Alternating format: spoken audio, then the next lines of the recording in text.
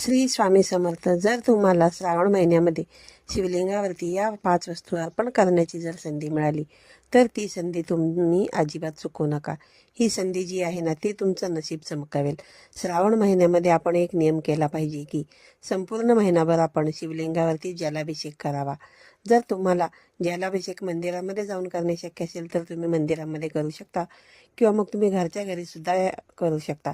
आणि जलाभिषेक करायला ज्यावेळेस तुम्ही मंदिरामध्ये जाल त्यावेळेस तुम्हाला तुमच्या घरामधून एक तांब्याचा कलश किंवा तांब्या घ्यायचा आहे आणि त्याच्या तुम्हाला पाणी भरून घ्यायचं आहे आणि त्यामध्ये तुम्हाला काळे तीळ टाकायचे आहेत.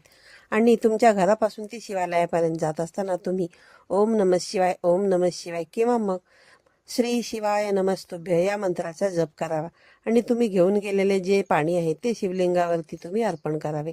असे केल्याने तुमच्या मनातील सर्व इच्छा ज्या असतील त्या भगवान शिवशंकर जे आहेत ते नक्कीच पूर्ण करतील.